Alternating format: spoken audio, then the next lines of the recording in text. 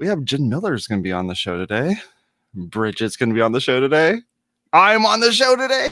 But before we get into introducing ourselves and all that fun stuff, I want to let you know that this episode of WP Watercooler is brought, or WP Watercooler, WP Blab, not WP Blab anymore. Oh my gosh, Bridget, my brain is on fire. The WordPress marketing show.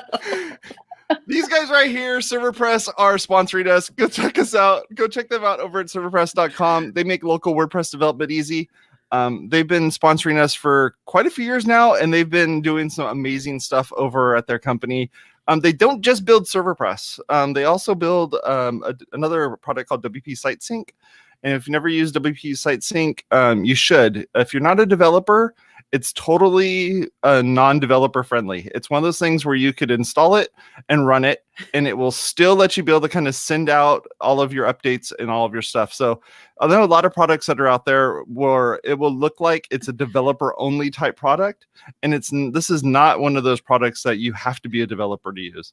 So feel free to go take a look at their stuff over at serverpress.com as well as WP Site Sync. I really enjoy it. I think it's a great product. I use it on a couple of my clients' instances and setups, and we're loving it. So go check them out over at serverpress.com. I know you're laughing at me because of the fact that I said non-developer, but it's true. It's one of those products that can be used regardless if you're a developer or not. And it sounds very developer-y, and it's not developer-y. It can be used by anyone. Peter Piper picked a peck of pickled peppers. Right. How many pickled peppers did Peter Piper pick? There's too many W's in WordPress. There are too many W's in WordPress. Exactly. So, Bridget, tell us about yourself. Hey, everybody. I'm a social media marketer and copywriter for WordPress products and agencies. My new ebook for small businesses to help you with your content is available for sale on my website, bridgetwiller.com. It's only 8 pages because I don't sell fluff. Ooh, awesome. Nice. I'm Jason Tucker. You can find me over at Jason Tucker on Twitter. My website is jasontucker.blog, and I do this show as well as another show called WP Watercooler. And this week on WP Watercooler, we're going to be talking about misconceptions and the myriad of misconceptions in WordPress. We thought we'd take it down to like the ultra basics and just like why you should use WordPress or maybe why you shouldn't use WordPress. And then it's misconceptions and things that, you know, people may be Googling and trying to figure out. So we thought we would just kind of break all of that and say, hey, just watch this episode. It'll explain to you whether or not you should be using WordPress.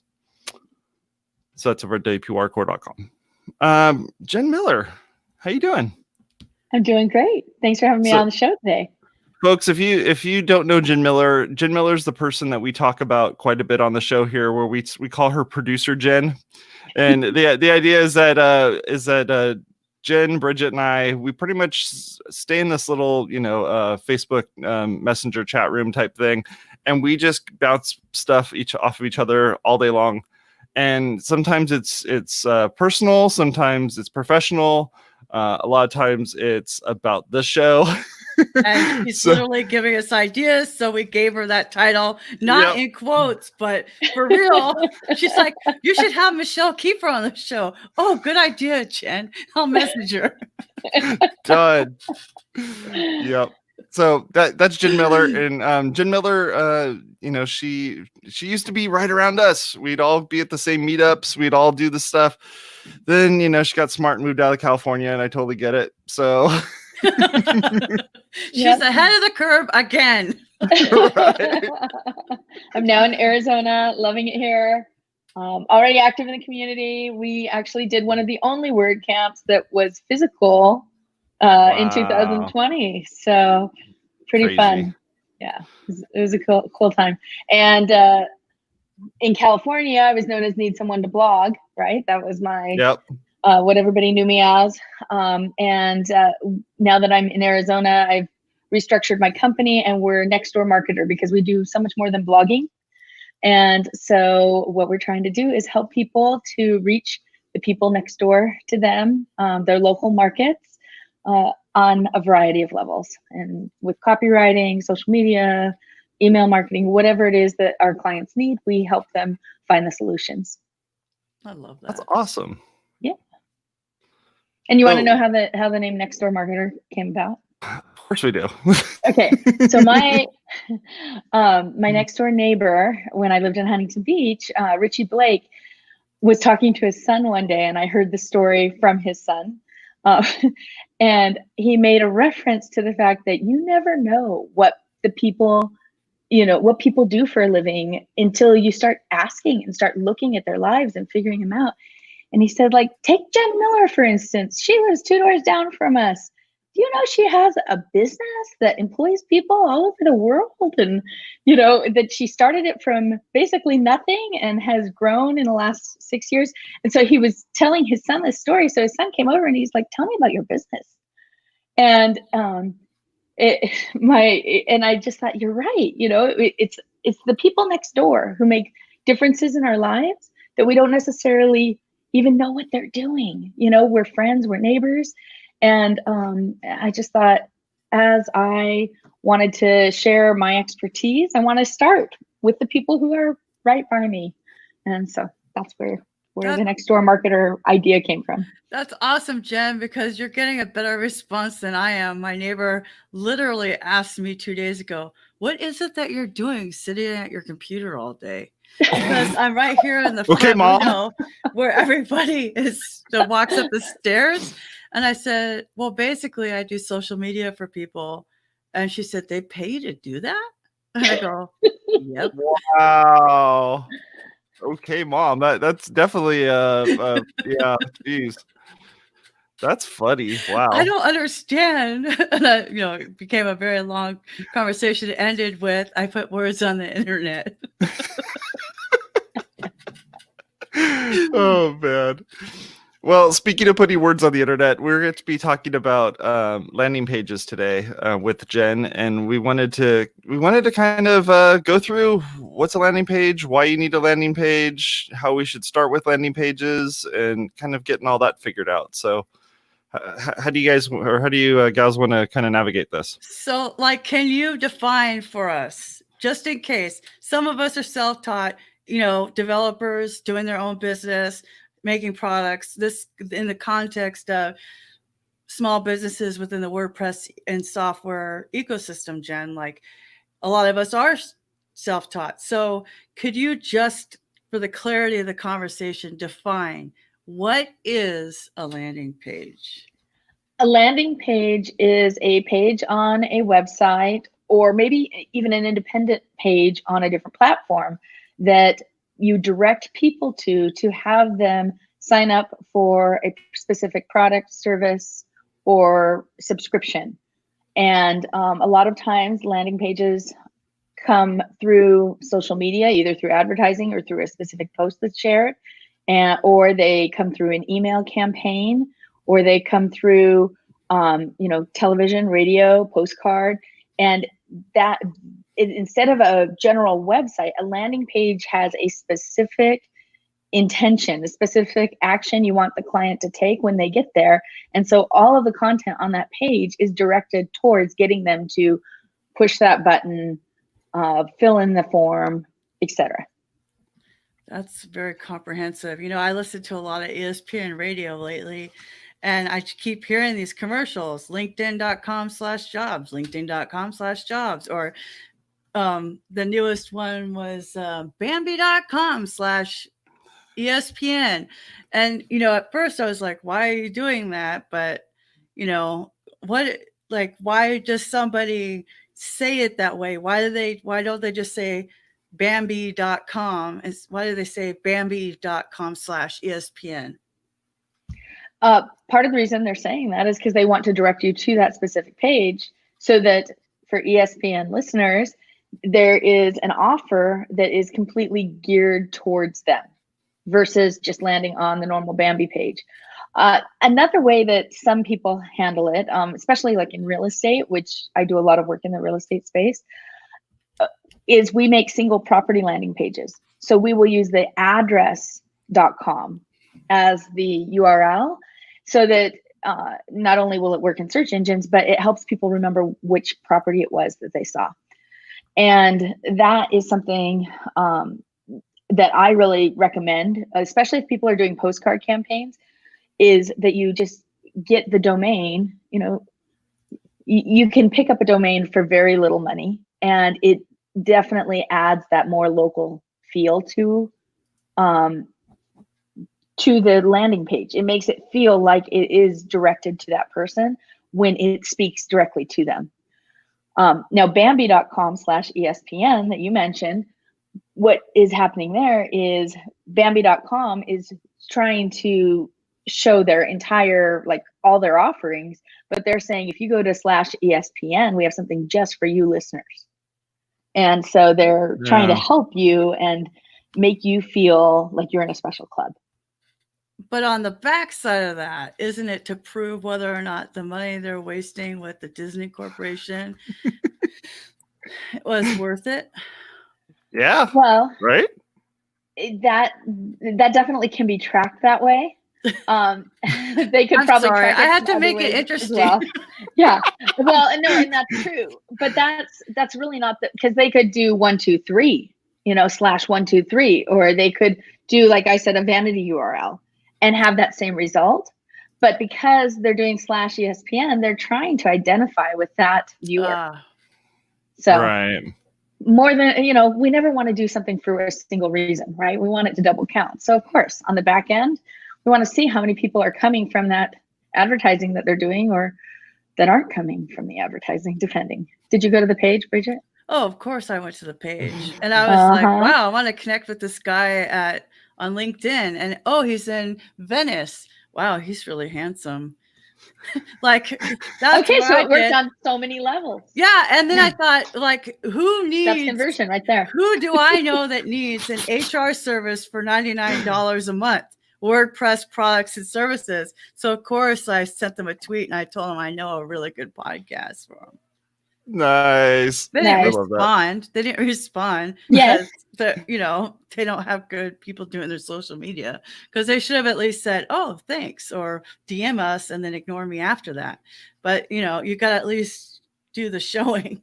But anyway, so like I just thought that's what rolls off my head. And the thing is, with like those postcard campaigns or a lot of times what people do for our podcast when we have sponsors is they give us a specific URL that's more like with UTM codes, right? Right. So we put that in the show notes, but the listeners aren't getting kinsta.com/Jason Tucker.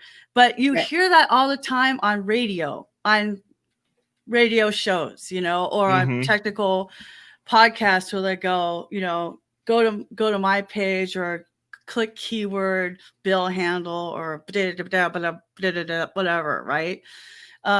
So making that landing page sounds like a really important part of a campaign that isn't just written, right, Jen? Yeah. Oh, definitely. It's an ongoing campaign. It's part of a campaign, because typically if you do click that button, right, you fill out that form, then you're going to be put into more pieces of their funnel. So you're going to get directed content specific to that page that you signed up on. That's the whole point. I'll tell you how not to do it. I have so many anecdotes. Listen, you guys, I signed up for these free classes for Moz.com. You know how I love Moz. I started watching Whiteboard Fridays in 2015, like every Friday. I mean, do you know how sad I was when I found out Rand Fishkin was married? I'm just saying, like, super handsome. But listen, so smart, because I'm a visual learner and an auditory, primarily auditory, right?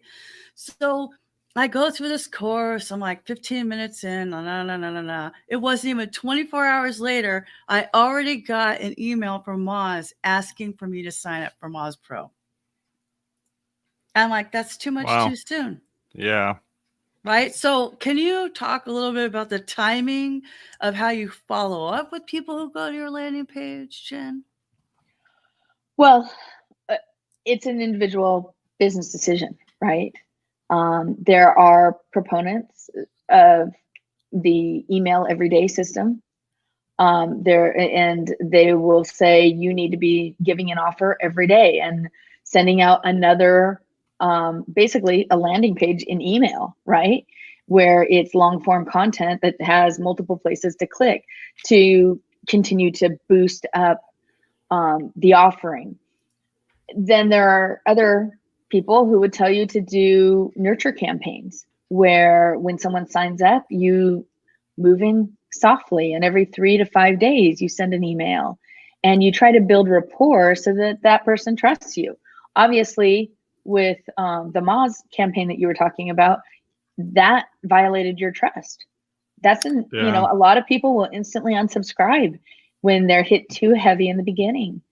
I just signed up for a service and I love the service, but they email me selling a different service and telling me I have until midnight, you know, every single day.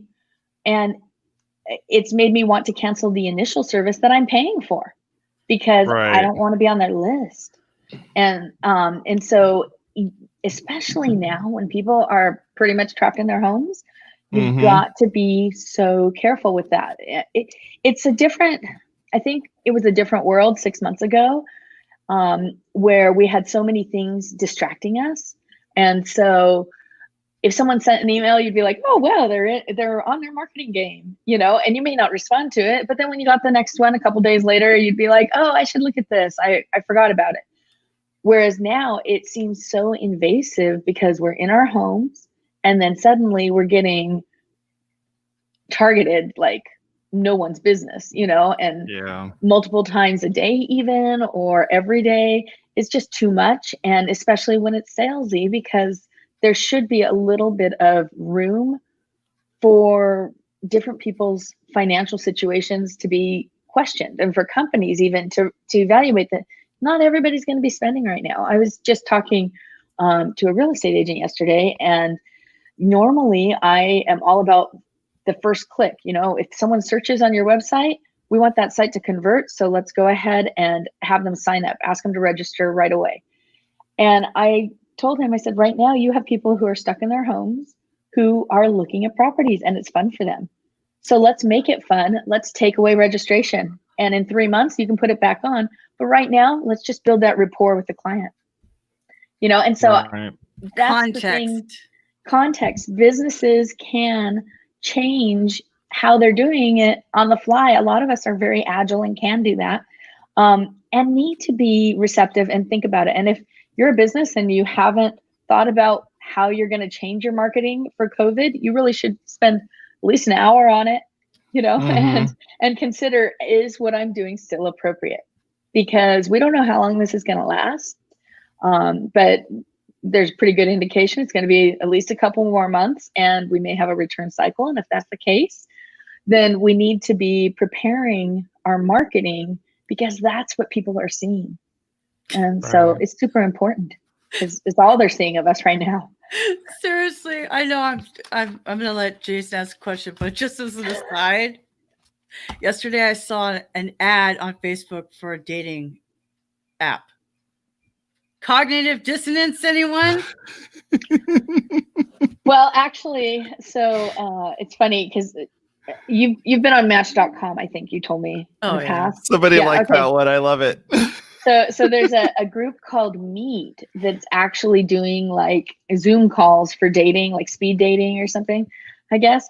And I was thinking about it and just thinking, you know, I guess that could make a lot of sense right now, you know, because you're trapped at home. But anything that's going to try to get people to meet in social arrangements, like you're talking about that, you know, with a dating ad from 2 months ago, isn't going to work right now. So what about the copy on that that landing page? Does that copy need to reflect the same part of the story that you're telling in the email that's being sent to go to this landing page? Or can it be reused over and over again? I mean, I've seen people where they you know, I'll log into somebody's WordPress site because, you know, I'm working on their website, and I'll go and I'll look in their pages, and I just see one landing page after another, and every single one of them is different. Like every single landing page is different, and they're all coming in from different places, and they're all almost none of them are ever reused. Are they spending like too much time and energy like building out those landing pages for that? or should they be reusing some of those landing pages, just more of in a cost, savings matter? Like, so I think that they can reuse the setup when they found a landing page that works, right? So the actual layout, so you're not having to, you'll have different images, you'll have different headlines. You want something that's completely targeted to the audience that you're trying to reach. So you're going to change the actual content on the page. But that gravity form that you set up once, you can duplicate and change as needed to match the colors or images on the page. But the copy, yeah, that should definitely be different. And the email campaigns really should be tailored to that particular industry. So let's say you're reaching out to accountants for a website build. Okay, you're trying to get people in. You want to have a email campaign that follows that landing page that is speaking to them. Now, you can take that same email campaign and that same landing page and switch it over to mechanics and just make a few changes in the content and have something very similar. One of the things that you said, though, was interesting to me, and that's that you're on websites and you go from landing page to landing page to landing page. So you shouldn't be able to do that. Like a landing page should not be in their main navigation. Right, you can do anything, Jason. Yeah. We know that. I go into Pages or they have a landing page plugin that's running that kind of separates them out. And you look and you're just like, wow, there's 100 landing pages in here. For someone who's not a marketer by trade, but rather by needing to experience. Yeah. When you get to kind of like look behind the curtain and see what's going on there, you start seeing that there's just like no joke, like people are running hundreds of these landing pages for all different things. And it could be for people like blue houses versus people like red houses, that some people like this neighborhood versus that neighborhood, or like you said, if they're a mechanic or if they're a doctor or if they're a lawyer. And so you can kind of build all those out. Is there any tools out there that can help someone with those landing pages so they're not having to build an entirely new landing page, but rather have a little bit of dynamics to it? Well, what I typically suggest people do is find one that they like. So if you've seen a landing page and you can sort of grab some ideas from it, sort of model it, create your own, you don't want to ever copy something directly, but there are concepts and ideas that are universal to landing pages. A great headline that engages and brings in readers. Definitely want to have that. You definitely want some images on there, maybe a video. What I've seen, and I think the studies show this too, if I just can't spout one off for you right now, but is that if you put a video on the page, not an autoplay, one that they have to actually click, it keeps people on the page longer because they're watching the video, right? So your page view, your time on site is going to be better because of that, even if it's just a landing page that they're going to. So that's something that is really good because it's explanatory. So when you're talking about these different landing pages with different offerings, you pop in the video for that particular offering. The other thing is that you want to tell a story. Like that's what people get into. So whether it's through testimonials or through how the business or product was created or how it changed somebody's life, those are the kinds of things you want to have on that landing page to make it unique. And then what you do is build on that from there. And so after they've signed up, maybe they get the product just from that one sign up. Maybe it's a buy now and they buy it. And then whatever the product is, the product continues to help them sell your brand, right? But if you're trying to use the landing page to get a subscriber on your website, then you've got to follow up with content that is in line with what you were talking about on the page, or it doesn't matter. You can start to branch into other things, but that's why you need to have a unique landing page. That's cool. Wow. Bridget, I feel like I cut you off when I asked the question. No, you didn't. No, I just thought I need some videos on my landing pages. Uh-huh. Absolutely. Yeah. So Why have I HubSpot. never done that? Ah, You should, you know what, I love Bridget? having you on the show. You should get into doing video online and live I know, stream it, right? and then take copies of those, chop it up, and then put it onto the website. Oh my gosh. I know the perfect person that we can make this happen with. It's going to be awesome. But the thing is, like, I do video. That's why it's so like, I could have had a V8. And that's, I mean, this is why you hire professionals, because even our own companies, we're too close. You know, we're Yeah. too close. We forget things. And that's why it's important to talk to other people, you know, and to think, you know, maybe you build it this way because it but now is it serving your purposes now? You know, is your audience, is that really who your audience is, or who you want your audience to be? And so one of the things that I find helpful, Jen, is when you're saying that the copy should be specific to that audience. So we're assuming, for the sake of this conversation, people know what that is. But it sounds to me like the optimal pairing, the peanut butter and jelly of this, is landing page with an email campaign. Or it either starts with one and ends with the other, or starts with one and ends with the other.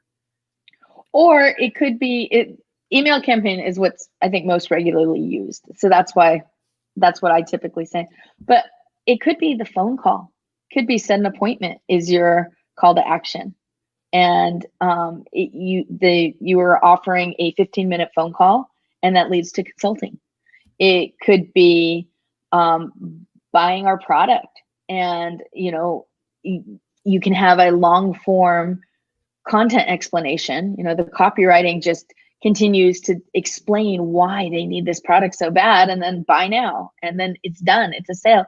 But when they go to check out, oftentimes you'll find on these type of landing pages, there's a second offer that comes in, or there's a join our mailing list, or there's a, you know, and that gets that continued relationship, because all of our marketing is relationship marketing, right?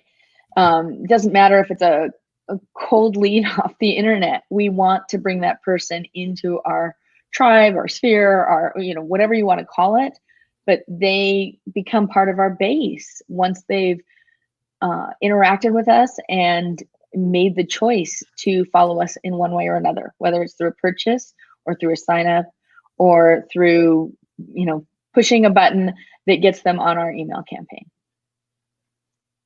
Wow. I never thought about using a landing page either after a phone call or after a you know, some type of interaction with the customer that's more of a personal, on a personal level side of things. I think that's a clever idea, and I think that's probably why people own a lot of domain names. Mm-hmm. So you're not having to put in // blah blah blah / blah blah blah / blah blah blah. You can actually just go straight to this one, you know, domain that just takes you there, and you don't have to know what the code is or know what special, you know, web address it is or something like that. It just kind of gets you there. I also like the idea that you were saying of when you finish that conversation, that link is going to be, here's where you should go to. That kind of gets us back to like the email, the email side of things, because you're not going to be like, hey, Jen, it was really great talking to you. Make sure you go over to thinkjason.com to, you know, to thank me for that phone call I just did. Right. So how are you seeing people use that when they're doing either a phone call type of conversation, or if they're just in person? Like, how are you getting them to one of those pages that hopefully will kind of get them to the next step? Well, so as you're talking with them, you lead them to it. So you might on the phone call actually say, oh, you know what, there's a bunch of resources on askjenmiller.com/resource, you know, Right. And then that way you wait until they get to it. Once they say they're on the page, then you're like, I just wanted to share this with you. Go ahead and, you know, click on any of those things. You can learn more about that specific service. That type of a thing is how you could handle that. Another thing that I've been seeing, and it's a little different than what you were talking about, Jason, but is and it totally intrigues me. Okay. So people will record the video call, right? And then they'll email it to the client as a reminder of what they discussed. Huh. And they might even timestamp it at 6:08. We discussed such and such. And don't forget your email campaign. We discussed that at 12:13. And have like little prompts so that people will fast forward through the video. Super resourceful, and That's cool. it's something that helps the client find exactly what it was if they can't remember what you guys had talked about on the conversation. But it's also good for you as the consultant. Like, this is in a consultant space, right? But for you to be able to refer to what did we talk about, and to kind of build your client database of notes. Cool. So, and Well, I'm guessing there's also another level where you could share that video with someone else and yeah. say, look, I talked to this person, and about this topic. And then that builds your credibility, because the second person you're sending it to sees that you're talking to someone else about the same topic, not just them. It's kind of Very like cool. where someone refers you for, when someone says something good about you to someone else, that's Yeah. way more powerful than them just telling you that you did something good, right? Oh, you mean the client sends that? Uh-huh. Oh, Yeah. because I was going to be like, I have like a lawyer confidentiality thing with my client. Yeah. I don't send those.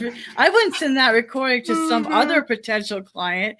Okay, like, just for clarity's sake, the end user, the person who paid for the consulting, sent it to somebody else. Right. Not you, That's what I meant. the consultant. No, it was me. It was all me. I just wanted to make sure. Well, in case anyone else thought that's what I was saying. Yeah, no. Because of the horror that was on my face, like, what? No way.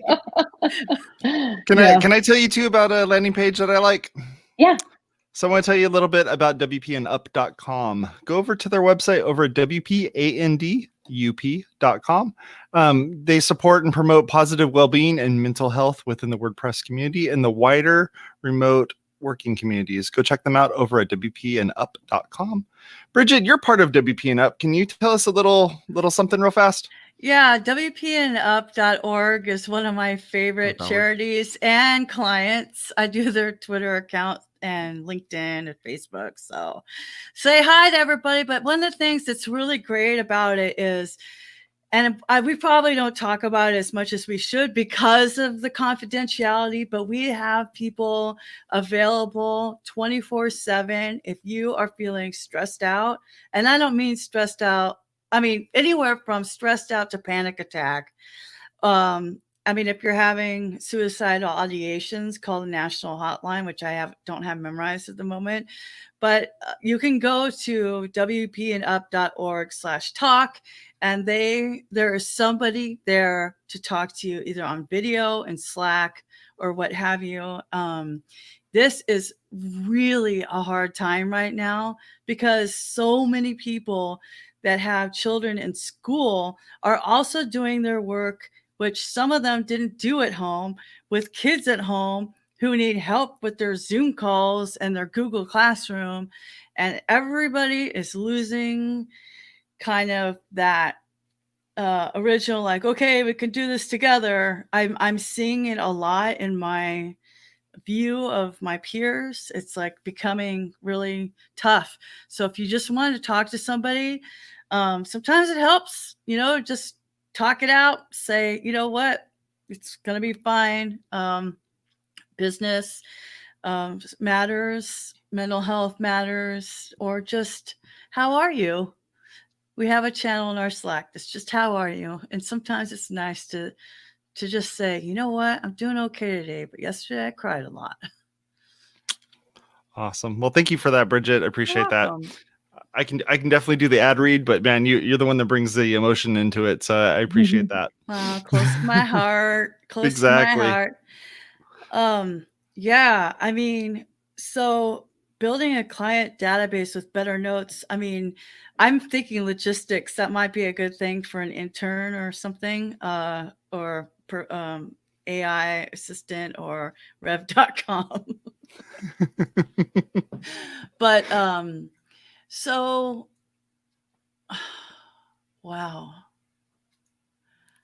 I just feel like my mind is blown every time my mind is blown. Okay, so like essentially we have landing pages on Instagram.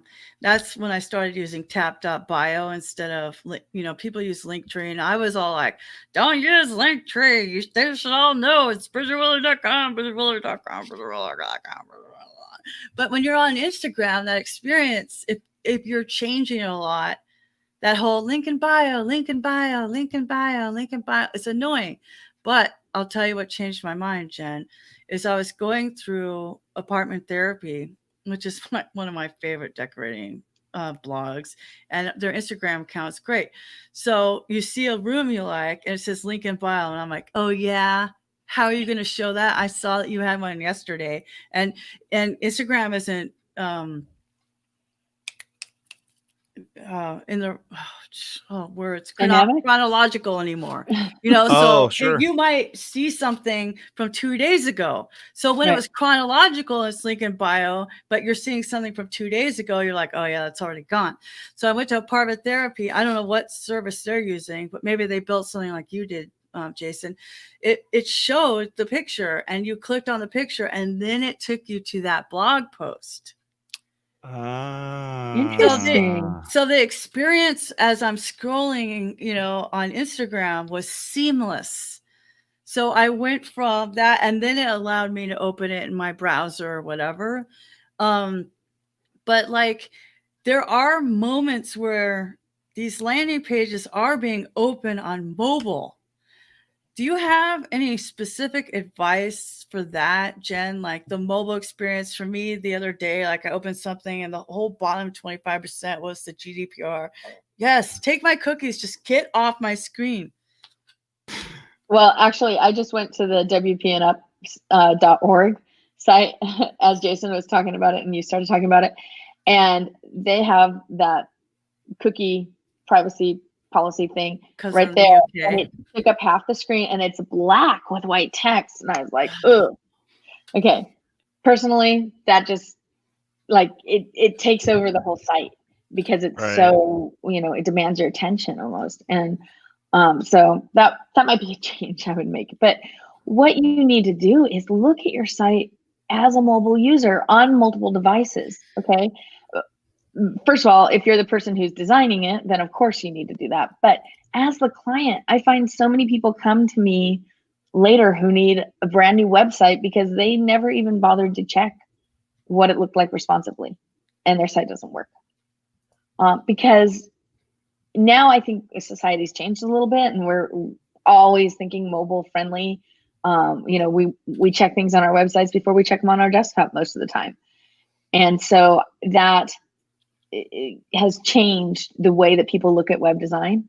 But when you are designing for mobile, you have to be completely clear, and you may, you want to make sure that everything's centered.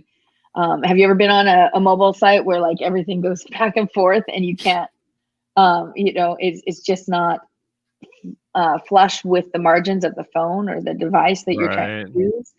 And that's so frustrating. Or there's a functionality on it that doesn't work. And so as the end user, the person who has bought this product and has wanted somebody to design your web page, or if you're doing it yourself, you need to make sure it works.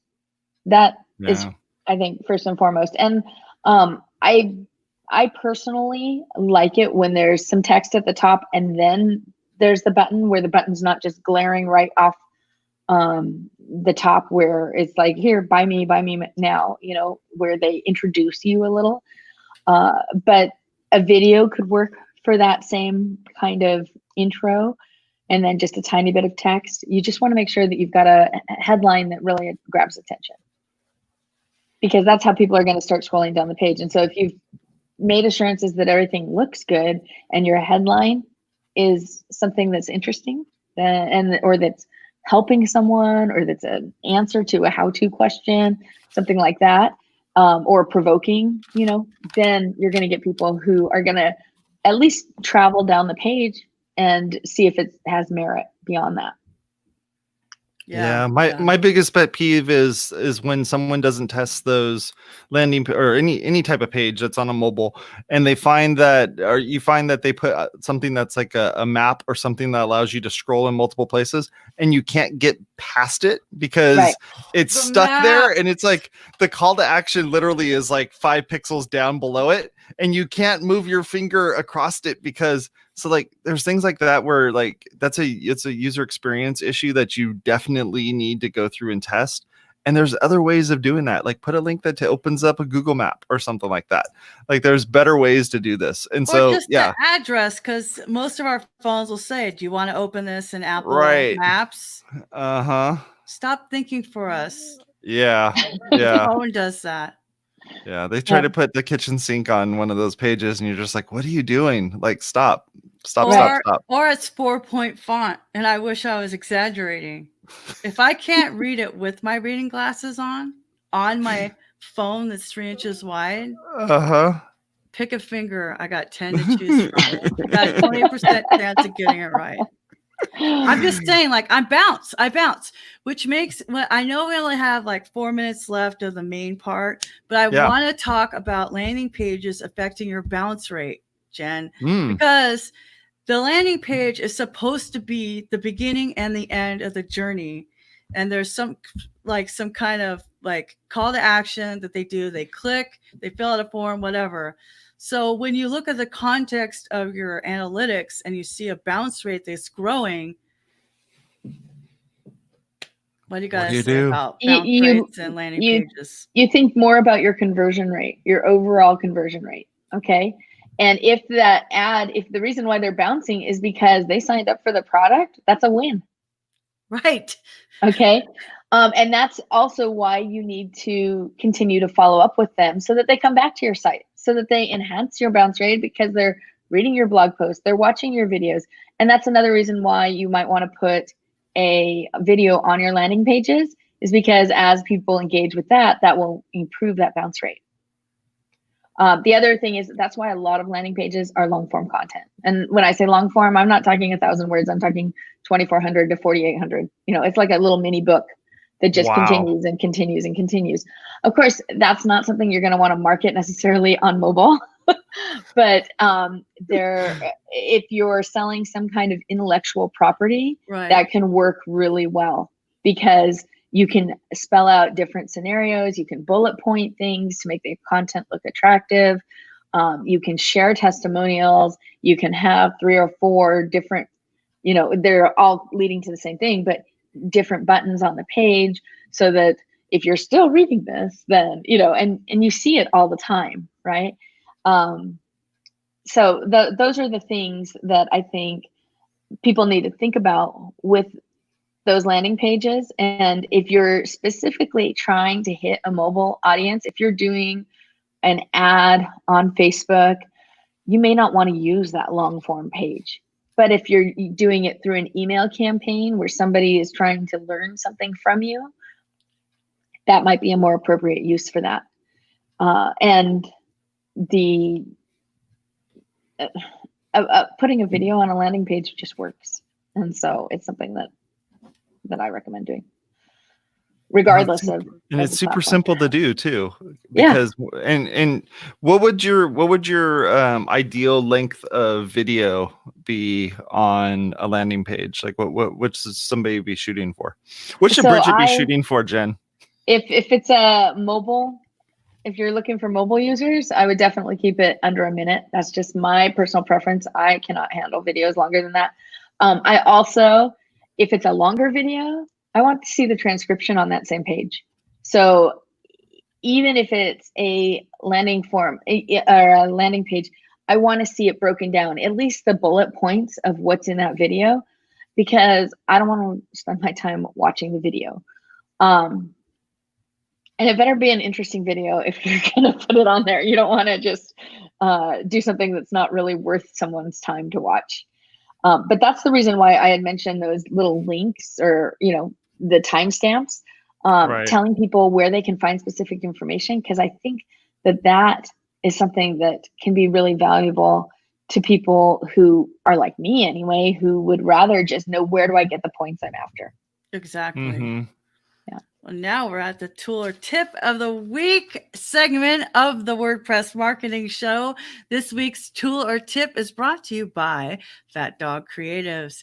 If you're a service-based business serious about growth, Rhonda Nygaard is your rebranding and web design thinker, a strategic design specialist. Check out her website at fatdogcreatives.com, fatdogcreatives.com. Okay, you will be proud of me. I actually thought to myself last night, I want to find a cool app.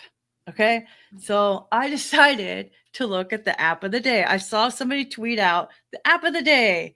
It was one of my friends, Val, Vesta, I mean. And I was like, oh, app of the day. So I'm like, oh, I'll go look and find something cool and impress Jason Tucker.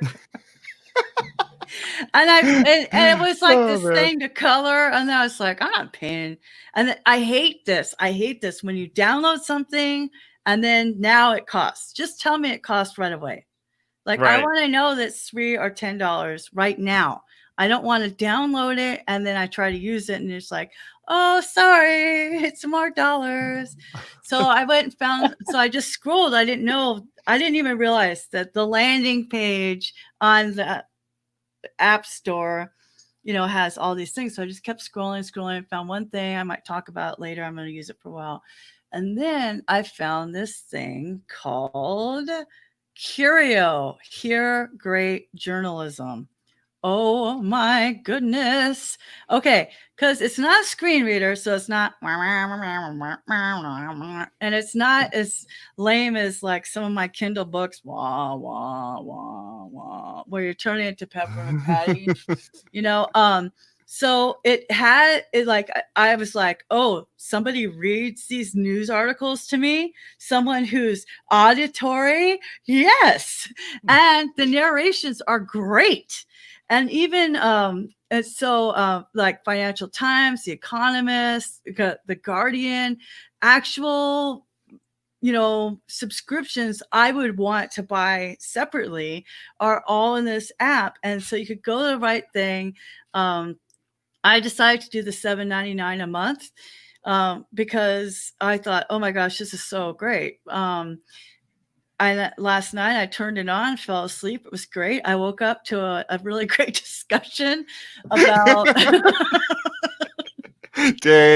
time on site and time on page was very long for Bridget that time. No, but that's the thing. It's like, that's what I want. I want the talking to kind of calm me down because my anxiety is blah, blah, blah, blah, blah. And sometimes classical music works, but I'm still thinking, But anyway, so this morning when I woke up, and woke up intentionally, it was a panel discussion about the most important news of this week about COVID and how things are going to change. And it's not talk radio where it's like, I love the progressive ads. They're so good on ESPN because they're like, and now we're going to talk about who's the best fighter all the time. It has two guys talking over there. And I said, and I'm an, and they're all talking at each other.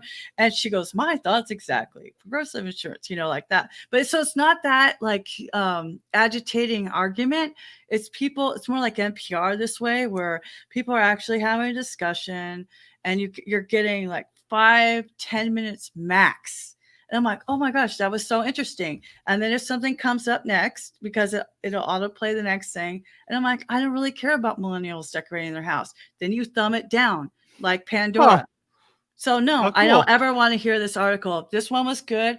And then I was drinking my coffee, listening to the next one. And I'm like, this is the kind of news I want, not the blah, blah, blah. Because I'm like, Jen, I want the bullet points. What do I need to know? 1, 2, 3, 4, 10. Otherwise, I don't want to listen to your speech, governor, politician, whoever. I literally tweeted the governor's office. I'm like, can I just have a copy of the transcript? I want to read what he has to say. I can read it faster than listening to it. Yeah. But I loved this app because it's really good material that I would read anyway. But because it's my job to be on the computer or on my phone reading, I sometimes I'm just done. I don't want to read one more thing. This I happily spent $7.99 for, and I thought, well, if I get a good night's sleep, then it's worth it. I'll cancel it. And I'm like, I woke up, I was like, this is great.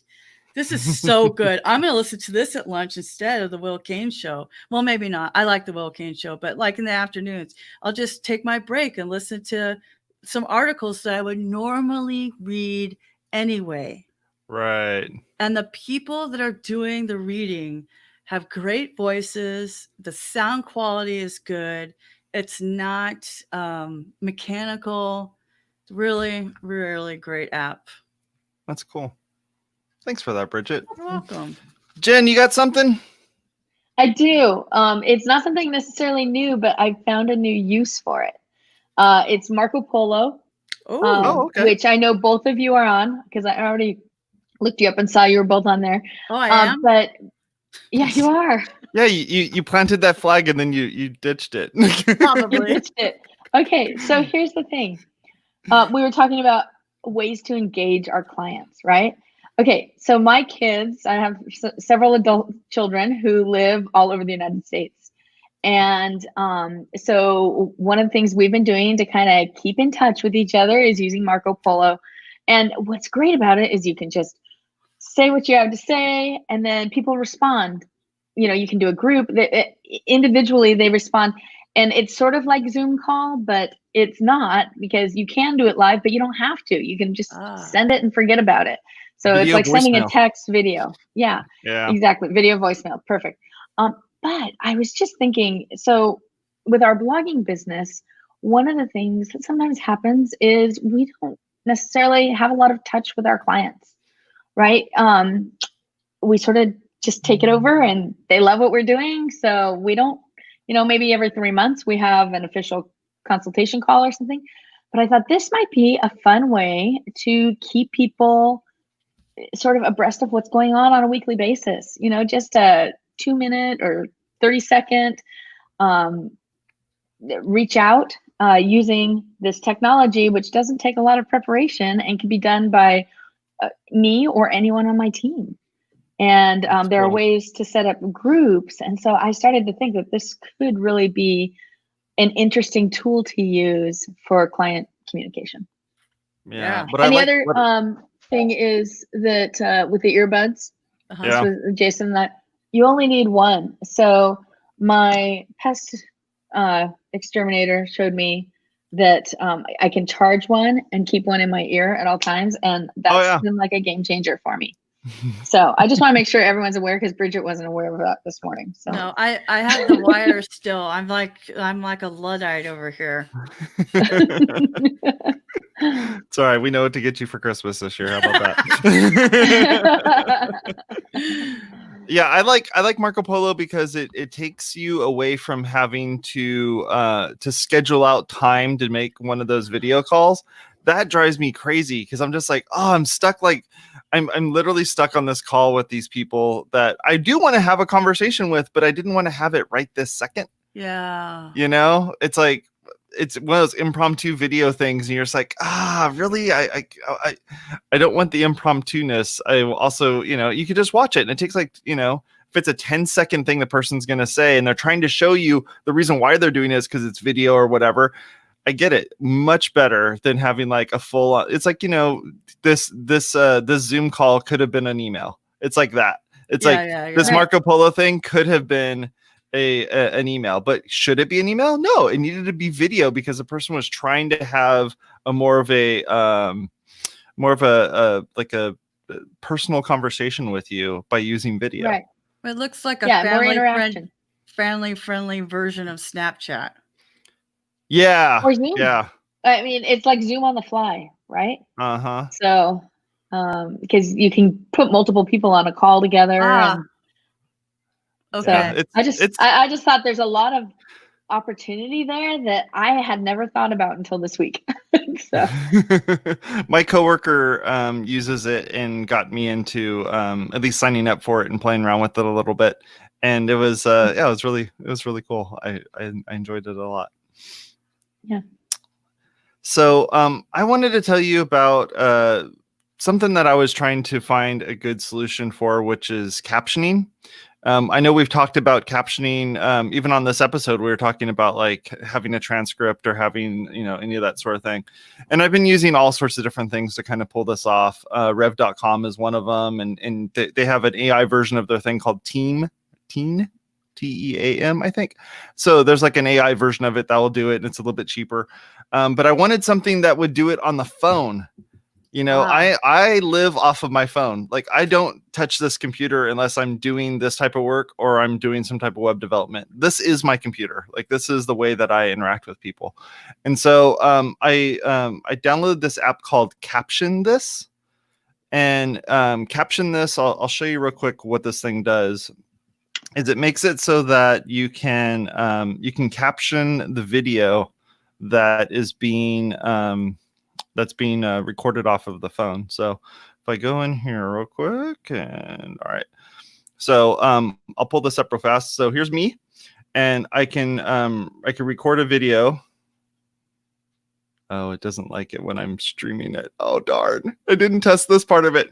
But anyhow, what it does is it lets you you can record yourself on a video here, and you can see it down at the bottom here. You can pick from these different selections as to like how you want that caption to show up on the bottom of the screen. And what's neat about it is it automatically does it. So you don't have to do anything extra. It just kind of just does it. And so that's cool. Yeah, I was playing around with it for a little while to kind of see, is this something that I could use for for the show or use for any of the types of video stuff that I'm putting out there. Can Bridget use it? Because she's been having to jump through some hoops using something like Headliner or any of those sorts of things. And so I wanted to kind of show you this real fast. So if you go over to the, on the App Store, I believe this is only iPhone and iPad, if I remember correctly. But what you can do is it'll add the closed captioning for you. You record the video or import it from a video. So what I did is I took one of the videos from our episode and put it in this, and then told it to caption it, and it would caption just a section of the video that I uploaded. And then after that, you can pick the style of the caption, what the colors of it is, and then you can see right here where it kind of shows you the way that the caption is going to look. So you can kind of customize all those things. And then after that, that's it. You're able to take that video and upload it to wherever you want to go. So you can pick your own brand colors. Yeah. You can pick your own brand colors for the lower third and all that sort of thing. And this is really good for if you're doing something like Instagram, like an Instagram story, and you wanted to have, if you're talking a whole lot, and people aren't going to take the time to sit there and listen to it, but you can see the text. And especially if you start off with kind of a sentence that's going to ask them to it's like, hey, entice them to actually listen. That might be something to kind of look at if this is, what you're trying to do is, get them to actually watch the video and listen to the video. But it supports all different languages and different colors and different font styles and all that fun stuff. So go take a look at it. I've been emailing with the guy who wrote it, and because there were some issues that I was having with video and importing video that I recorded elsewhere, and he's kind of working through those things right now. But really nice stuff. I really enjoyed it. A lot of the people that are leaving reviews about it are trying to do what I was doing, which is take a video I recorded someplace else and try to upload it. But if you record the video on your phone and then try to caption it or use their built-in thing to do it, it'll work really well. So try to stay within the lanes of the software's limitations. But use it for what it's intended for. Yeah, see, I wasn't using it for what it was intended for, so it really broke it. So. But yeah, they have pretty low reviews. It's like 1.7 out of 5, and that's just because people are trying to do all this extra stuff with it, and it's like, dude, like fix that, and then everything will be just fine. But yeah, go take a look at it. It's $2.99 in the App Store to download it and use it. But I've actually been using it, and I've been putting content out using it, and I really like it. So that's it. Folks, it's that time. Jen Miller, I really appreciate you coming on the show and hanging out with us. It's been a pleasure and honor as always, and we want you to come back. So feel free to definitely come back. Tell us, say, I want that one. Don't give that to so and so. I want to be able to be on the show and talk about it. All right. So feel free to do that. Bridget, as always, been a pleasure. I want to let you know about our network and the things that we do over there. You can go over to WPwatercooler.com/subscribe, where you can learn how to subscribe to this and all the other content that we put out there. Check us out as a podcast. You can go over to Apple Podcasts, Google Podcasts, Stitcher, YouTube, where all the good podcasts are found. That's where we're found because we're a good podcast. So thank you very much. Talk to y'all later. You have a good one. Bye. Bye.